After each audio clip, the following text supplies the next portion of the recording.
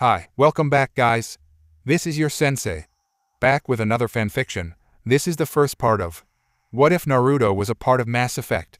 Now before starting, please give this video a like and subscribe to the channel if you want more videos like this.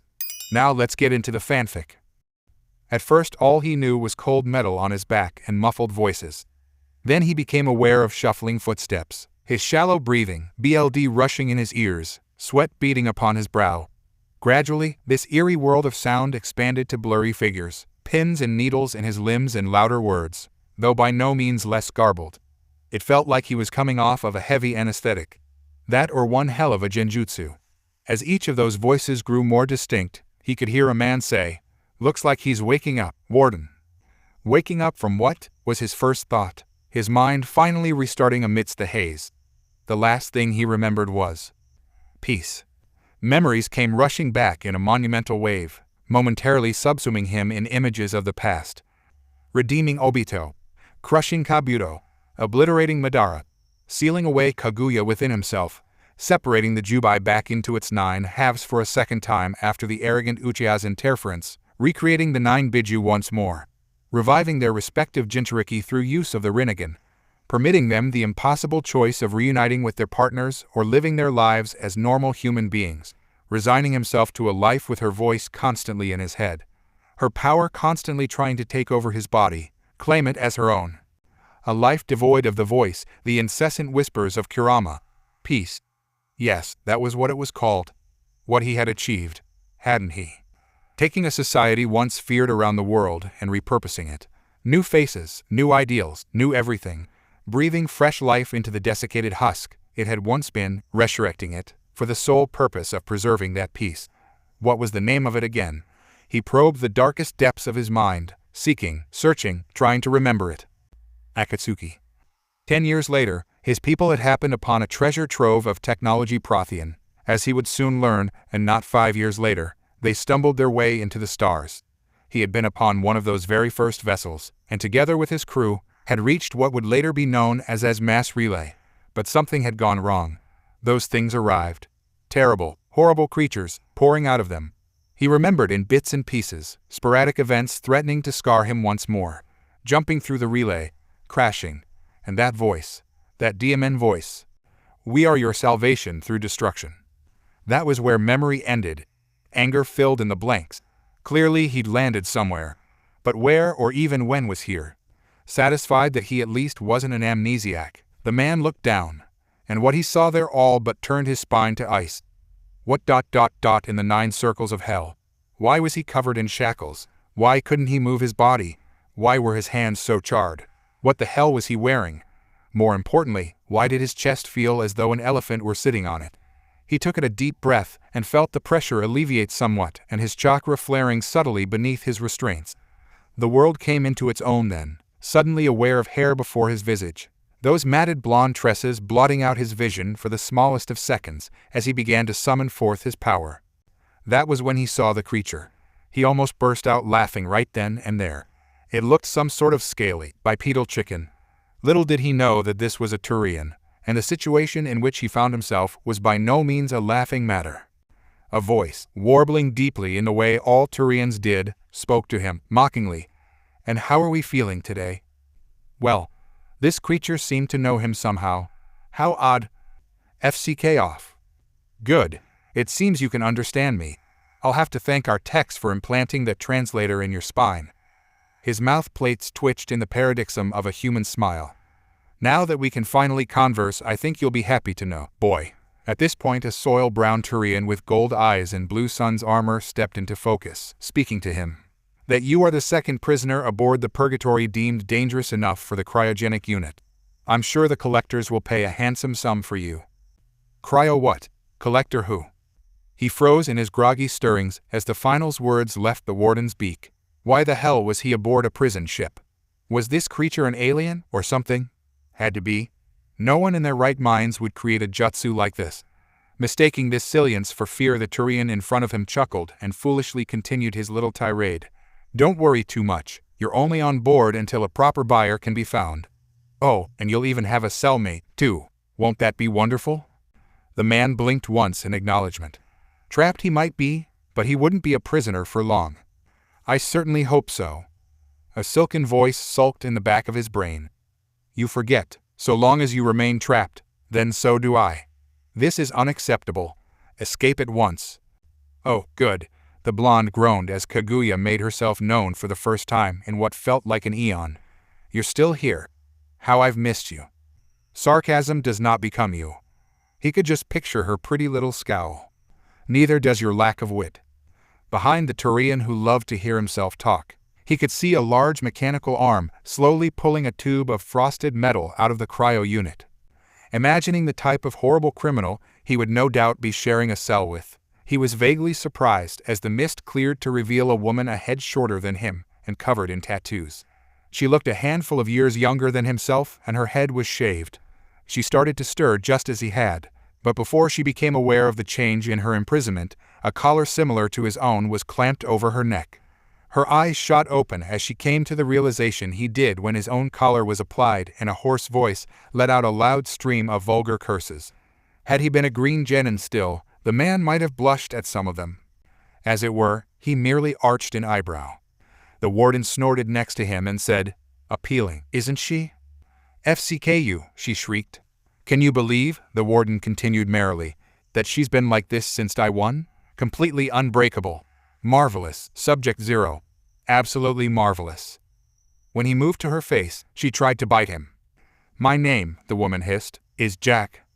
"I don't care what your name is," the Turian remarked dismissively, dead eyes swiveling towards Naruto. "Bind him." With a wave of the Turian's talons, the rack he was strapped to was lifted by the large arm and shortly brought to the tube. A second's pause passed before the rack was slotted into the tube, mechanical clamps locking it into place. The woman snapped out of her tirade as she realized that he was detained facing her. Full lips corked down into a scowl. "Don't get any funny ideas, FCKer."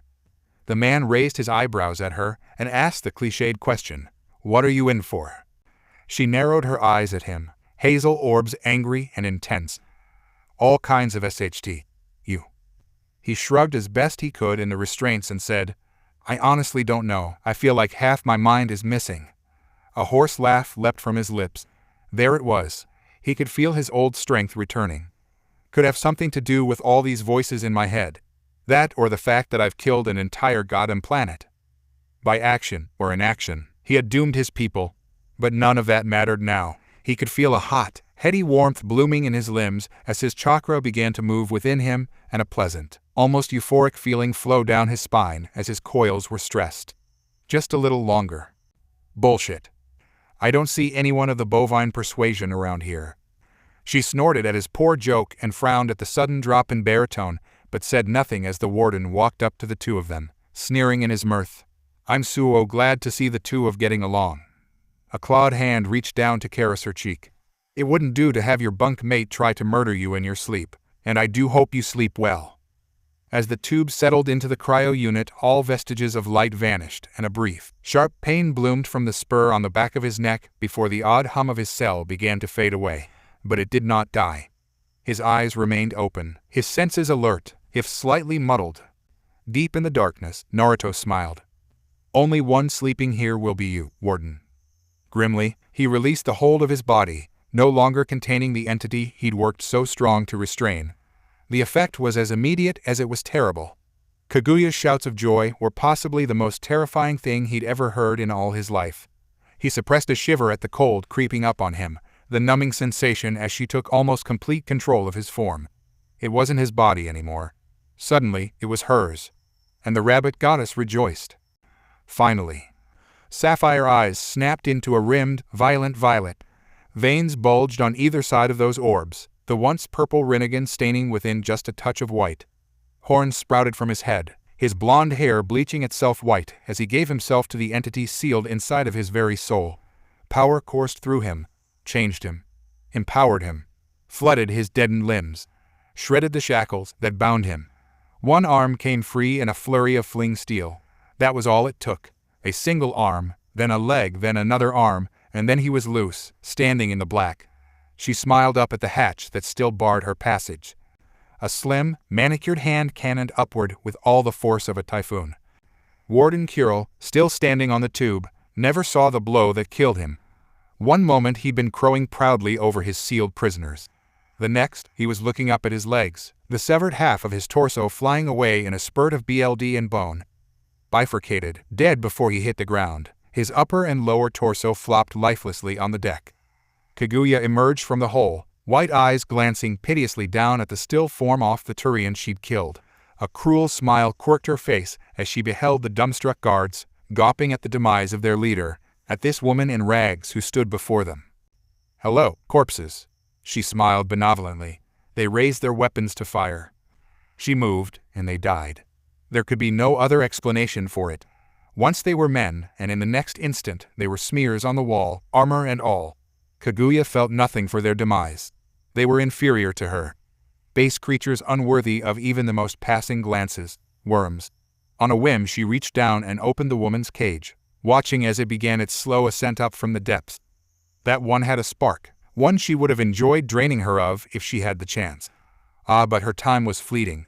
Even now she could feel herself slipping, returning back to the seal. She sighed, gazing upon her BLD-soaked hands. Her hands, not the rough calloused palms of the one who had bound her, trapped her to his very being. She would relish these rare moments of freedom as long as possible. If only this were permanent. Kaguya used his mouth to smile, her silken voice emerging from his lips. Her lips. "If you just create a body for me, we wouldn't have to suffer like this." "Yeah, well it isn't?" His voice stabbed at her mind, once more reminding her who held the WHP. "And I won't." Assuming control, now. Kaguya bent double, gasping as the change reversed itself. Male asserting itself over female once more. Bones restructured themselves, snapping and cracking. Horns shrank back into his scalp.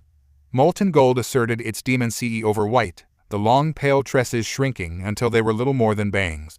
By the time the fog had cleared and all 6 senses were her own, Jack found herself face to face with her cellmate. Her eyes instinctually narrowed in anger, only to widen when she saw his BLD-spattered form standing tall and unbound. A low whistle carried past her lips, barely heard over his own hammering heart. "Holy SHT, you really FC-K'd them up." "You noticed that, too? I thought it was just me." "You said you're Jack, right? Name's Naruto, by the way." He introduced, offering his hand. She stared at him in disbelief. "I can't shake your hand if I'm tied up, F-Seeker." "Right." Naruto laughed and moved to unbind her. But before he could unlock anything more than the collar, she slapped his hands away.